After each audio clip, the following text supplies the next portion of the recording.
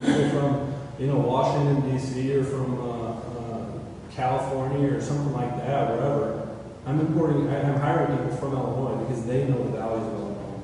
And I don't know if that answered your question properly, but I can tell you I am sick and tired of people getting jobs because they're the next in line or because they have the right last name.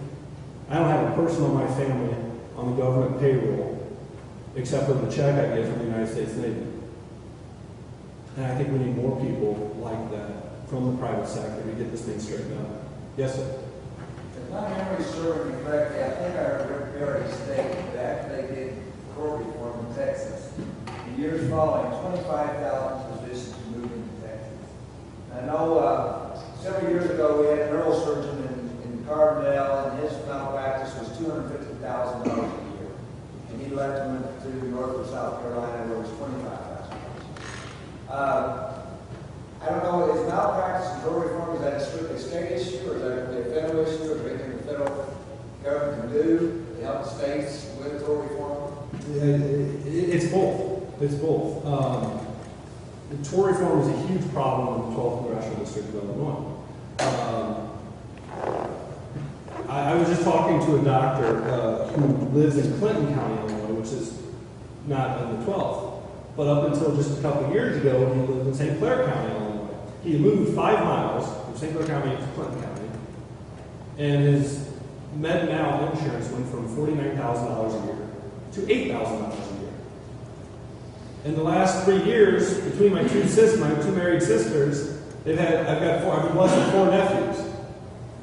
Now, my whole family lives in Illinois. You know where my sisters had to go to give birth? They had to go to St. Louis. Why do people in Southern Illinois, when they're in major car wreck, or when they're having children, or when a traumatic injury occurs, do they get flown to St. Louis or to Cape Girardeau or to Paducah or to Evansville? Why does that happen? It's because we chased all the doctors out of Southern Illinois. Why have we chased all the doctors out of Southern Illinois? Because the money the trial lawyers make is more important to certain politicians than the health of their constituents, than the health of the businesses they represent. Why does Whirlpool leave Heron? Why does Winchester Olin leave East Alton? Why have we lost so many jobs? Why does the state of Illinois go from 25 congressional districts to 24 congressional districts to 22 congressional districts to 19 congressional districts to 18 congressional districts? And why does Texas increase congressional districts? Why does Utah increase congressional districts? Why does all these other pro-growth, pro-proper public policy states grow population and grow jobs? People are going to go where it makes sense to live. What this election is about is, do you want to be able, if you've got grandchildren or you've got kids, do you want to be able to wake up and drive 15 minutes to visit your grandkids? Or do you want to have to drive to hop on an airplane to fly somewhere to see your grandkids because that's the only place they can find a darn job? It's absolutely ridiculous. The tort environment of Illinois, the tort environment of Southern Illinois, the tort environment specifically in the Metro East is devastating our region. It's devastating our health care. It's devastating our jobs, healthcare. It's devastating our businesses. And if people don't think that we don't need tort reform, the voters, if you poll, every voter says we need tort reform. Well, why don't we have a politician that's going to stand up for small businesses, stand up for workers, and stand up for pregnant women and for people in car accidents and people that need health care, instead of for the trial lawyers? I think that's an important thing. Because I can guarantee you, if the tort environment continues in Illinois the way it continues, we're going to continue to lose jobs, we're going to continue to lose population, and we're going to continue to see a quality of life that goes the wrong way. And it's really frightening. I don't think that there's a doctor in Southern Illinois, a business in Southern Illinois, or a worker in Southern Illinois that will say tort reform is a huge issue. And I think that's something that distinguishes my campaign from my opponents. It wasn't that long ago we did a $10 a head fundraiser. And that same exact night we were doing a $10 a head fundraiser, and we had like 287 or 277. It was a huge number of people in Buffalo. Same night, $10 a head. My opponent did a $1,000 a head fundraiser with trial attorneys outside of the district. That's ridiculous. It's absolutely ridiculous. And we're going to stand up for the workers, the small businessmen, and the doctors, not the trial lawyers. Any other questions? Yes, sir. There are substantial issues in public schools, not just in this region, but across the country.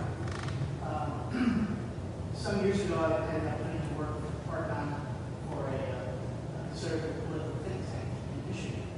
And I wrote some articles on school choice, particularly on vouchers and tuition tax credits. Where do you stand on vouchers and school choice and parental choice? Well, like you, I spent some time at a conservative think tank. I spent time at the Heritage Foundation. And, I think that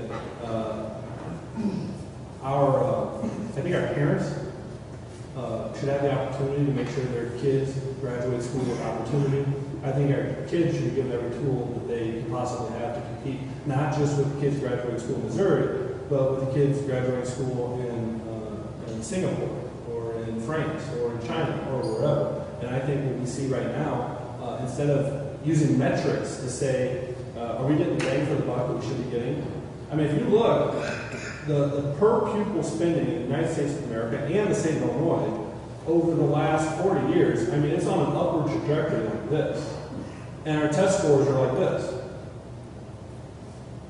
Okay, if you're a businessman and you spend money like this and your results are like this, you won't be in business long. Okay? If you're in the military and you get this kind of budget from the federal government and the performance of your troops is like this, you're not going to be in command very long. Well, how come our educational system gets money like this and performance like this? I would argue it's because we're not holding the right people accountable. I would argue because it's not always about teaching children. I would argue that it's because there's no repercussions to someone that fails in their job of teaching a child. And I think, I was interviewed earlier, and they said, what's the most important long-term thing going on right now? And I said, it's the fact that our kids can't get jobs. Well, one function of the reason why our kids can't get jobs, our young adult population, is because they're graduating without the resources. That's why I've spent time at public schools in the K through 12 age range. That's why I've spent time at SIU, why I've spent time at the community colleges, because we need to make sure that we're following the right metrics, that parents have a choice. Is there anybody in the room that would disagree with this statement?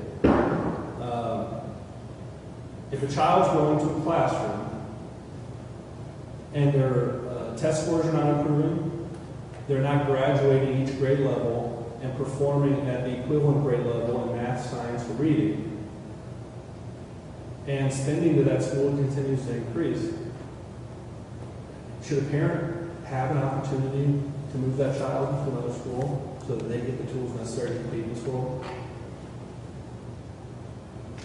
I think the voters care about children. I think they care about accountability, and I think that school choice offers accountability and offers kids, the 12th Congressional District, East St. Louis, the school boards get taken over by the state of Illinois.